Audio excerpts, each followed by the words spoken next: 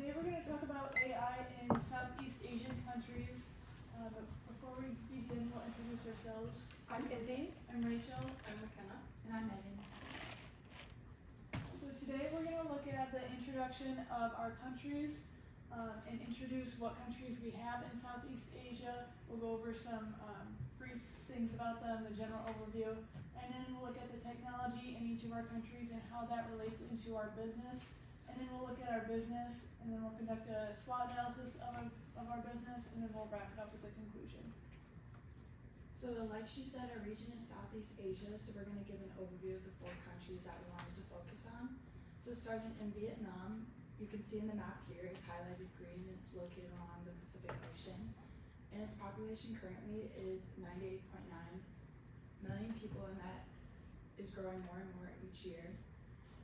Between Vietnam and the US, they have the 8th leading trade between each other, so exports were 13.8 billion, with the top exports being broadcasting equipment and telephones, and for imports it was 128.4 billion, and the top imports being integrated circuits and telephones. So looking at those stats, you can tell it's a technology-based driven country. So in Thailand, the population is about 71.6 million people, and on the map, as you can see, it is located on the Andaman Sea and the Gulf of Thailand. And this location helps to support their 2 main industries of farming and agriculture and tourism, with tourism and farming being along the coastline and agriculture being more inland on the land. And then some of their main imports include cars, crude petroleum, and integrated products. And because of their industries, one of their main exports is food products as well as manufactured goods. So for India, they have the 2nd highest population of 1.4 billion people, right behind China. They have a very young demographic, which contributes to their rapidly growing population and their growing economy. Their economy is currently the 5th largest in the world, and they also have their recently expanding IT industry, which holds a top spot in their main industries. They're also centrally located in the Indian Ocean, which is a great thing for transportation hubs, trade opportunities, and since we're focusing on technology, I use this map because the yellow dots show like main places where technology is booming in India. So Malaysia is around a population of 34 million people, and as you can see, it's the orange, and it's located south of Thailand. And Malaysia is separated into 2 areas, and they're separated by the South China Sea, 400 miles apart from each other. They're ranked the 27th most competitive economy. Their major exports include electronics, and their imports are dairy products and organic chemicals. So for our digital infrastructure, Southeast Asia currently has over 400 million internet users. Their digital economy is rapidly growing, with the digital traffic expected to grow at a compound annual growth rate of 32% in the next 6 years. The region's internet penetration is currently over 70%, with Facebook dominating for the main social media platform for advertising, which we included that because to advertise our business, we're going to use Facebook, mainly because of the wide variety of ages, but also due to AI is kind of unknown by older individuals, which is what Facebook is made up of. So as we did our research, we saw that technology was a recurring factor in each of our countries, so that is a reason why we wanted to focus on the market. And so looking at Vietnam's technology, it's one of the fastest growing technology hubs in Southeast Asia. Many global companies choose to outsource their software development to these Vietnamese firms. For example, Apple just recently moved their manufacturing from China to Vietnam because of the benefits it provides. And as you can see in this graphic here, which shows the revenue of the technology and telecommunications industry in Vietnam from 2016 to 2021, this number is increasing each year, and it's predicted to keep increasing for the next 10 years, which is going to help develop Vietnam as a country to catch up to the other countries surrounding in that area.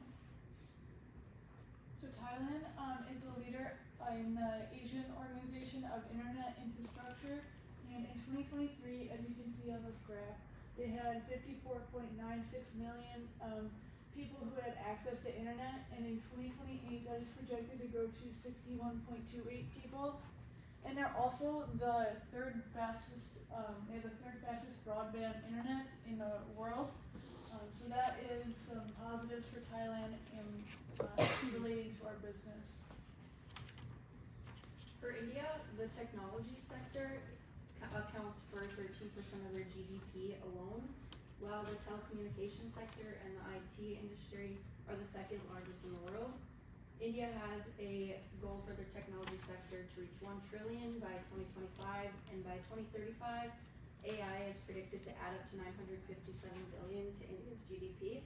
And then as you can see on this, each year the information technology and business process management industry in India was increasing over 10 billion per year, with the largest increase from 2021 to 2022 of $31 billion. So Malaysia has slowly been implementing AI into their businesses over the year, and by doing this, they've been able to detect defects early on in products and projects and enhance productivity. And they've been enhancing productivity because AI has been taking away the less complex jobs and leaving the more complex and creative jobs for humans to be doing. And so then this graph kind of shows how AI is going to help in the next 3 years in Malaysia. And you can see that it's almost going to double in their competitiveness because it's going to keep that competitive edge with businesses, and it is also going to improve efficiency as talked about. So our business, now that we've looked at like the technology each of our business, we really wanted to focus in the AI aspect of it, which is why we created our business Asian AI. We're putting AI in Southeast Asia. This is the logo that we created for it. And so what we're going to go over is what is AI, what is our business, and Asian AI accessibility for all businesses. So what is AI? I'm sure we all kind of have an idea since we are college students and we know what ChatGPT is and Snapchat AI, but AI is artificial intelligence and the theory of development of computer systems able to perform tasks that normally require human intelligence, and it's such as visual perception, speech recognition, decision making, and translation between languages. So introducing our business Asian AI, its headquarters are going to be located in India because they have the 5th largest economy and the 2nd biggest population, and out of all the countries in Southeast Asia, they're the most technologically advanced. And so our business is going to provide accessible artificial intelligence software to all businesses throughout Southeast Asia. It's going to reduce errors in businesses and also detect issues before it occurs. So that's going to bring your business to the next level and put that competitive edge, like Izzy said. So now we're gonna conduct a SWOT analysis, and for Thailand, one of the strengths is, as I mentioned, because there's 54.96 million people in their country right now that have access to internet, that means about 76.7% of the population is using internet. So this will help our business because we'll be able to easily implement AI, and users can easily adapt it because they're already familiar with internet, and they can use this in their businesses which are already using internet. A strength India will add to our business is their leading contribution to technology, while also having the largest process management destination worldwide. These are both strengths for the implementation of our AI services and our software. India also has a centralized location in the Indian Ocean, which is good for transportation and trade opportunities, which is why we picked it as our headquarters. And then Malaysia is one of the most technologically advanced countries in Southeast Asia. They've been able to keep up on new technologies and implementing them into businesses already, which is going to be a great strength to our business. And for Vietnam strengths, it's one of the fastest growing technology hubs, so they're wanting to implement new technology as it comes out. And more businesses are moving their manufacturing to the country. Like I said before, I mentioned Apple, but companies like Nike and Intel are also starting to move to this country, and when big companies start moving here, it's going to influence more and more people to get involved.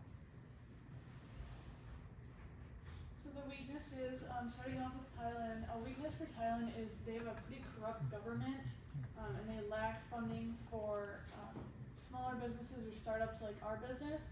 And there are also a lot of laws that, businesses have to be aware of, including us.